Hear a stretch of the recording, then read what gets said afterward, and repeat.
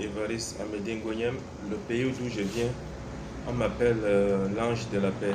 L'ange de la paix par rapport aux actes que je pose. Sinon, j'ai grandi dans la rue.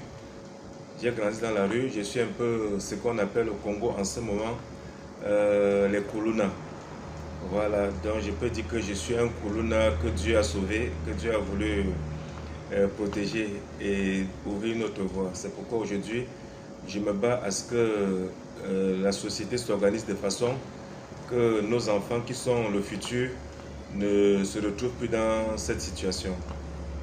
Voilà en un mot qui je suis, quelqu'un qui est au service de la société, qui est au service du vivre ensemble. Bon, celui qui est à la tête du Gabon aujourd'hui, ce n'est pas un homme ordinaire, c'est un ange, c'est un élu. Il a d'abord été choisi par Dieu avant de mener cette mission parce que faire dégommer un régime qui a fait plus de... Je peux prendre depuis la création du Gabon, on va dire 64 ans, c'est le même régime puisque ça a été la continuité, sans tuer un être humain. Vraiment, il faudrait que la sainte main de Dieu soit avec toi pour que tu puisses arriver à ce stade. C'est d'abord ça, c'est d'abord un ange et il montre sa sincérité, c'est visible, il montre qu'il a l'amour de ce pays. Il aurait pu arrêter tout le monde quand il est arrivé, mais il ne l'a pas fait. Ça veut dire que si c'était un homme ordinaire, il arrêtait tout le monde, ne serait-ce que pour se faire voir, ou pour montrer que non, il n'est pas là pour s'amuser.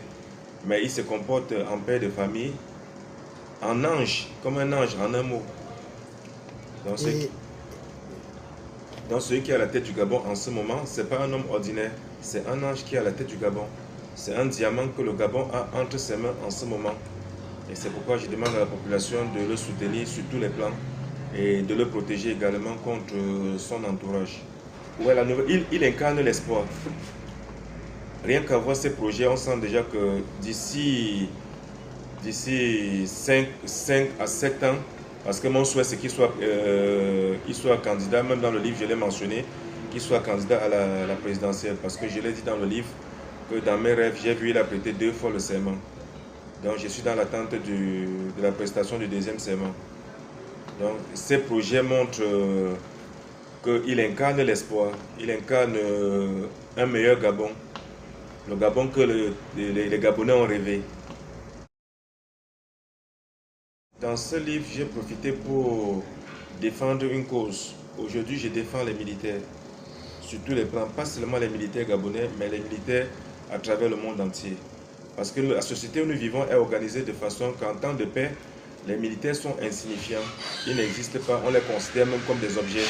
Et aujourd'hui, je demande que la société, en temps de paix, que les militaires deviennent aussi des acteurs, que les militaires se mettent au service de la démocratie, se mettent au service du développement du pays et du développement économique, le développement et la croissance économique également. C'est pourquoi dans mon livre, je demande que dans tous les pays au monde en ce moment, que les militaires occupent 15% dans les assemblées nationales et les sénats. En l'occurrence, celui du Gabon également, on tient compte que désormais, il faut qu'on donne 15% aux militaires dans toutes les assemblées nationales et sénats. Ces deux personnalités, déjà à l'époque, ils avaient montré qu'ils n'étaient pas d'accord avec l'ancien système. Déjà de 1. Aujourd'hui, le président de la République a eu la même vision que c'est des économistes chevronnés. En les mettant même à ces postes-là, on comprend sa soif pour la relève économique, la relève et la relance économique. Et c'est des personnalités que j'ai connues personnellement, honnêtement. Prenons le cas du Premier ministre Raymond Dansima. Parfois, j'ai même pitié de lui. Je me demande à quel moment il se repose, à quel moment il s'occupe même de sa propre famille. Tellement l'amour pour la nation, l'amour pour la patrie le tient vraiment à cœur. Regardez sa dernière sortie où il parle des anciennes pratiques, qu'il faut qu'on arrête cela. Chambrier, c'est la même chose. Je connais bien Chambrier, même le papa avant qu'il ne parte. C'est quelqu'un de bien, de très humble et qui aime son travail. À une époque en Afrique, on était illettrés. Et même ceux qui dirigeaient le pouvoir à une époque n'avaient pas le niveau d'intelligence que ceux d'aujourd'hui. La réalité n'est plus la même. Ce que nos parents ont accepté, nous ne devons plus accepter cela. Tous ces accords, pour moi, on les remet à zéro. Et on crée ce qu'on appelle les amis du Gabon. Les amis du Gabon, ce sont des pays qui sont prêts à accompagner le Gabon dans son développement, à accompagner les pays africains dans leur développement. Nous ont ralenti. Nous ne pouvons pas avoir les matières premières et c'est quelqu'un d'autre qui fixe les prix.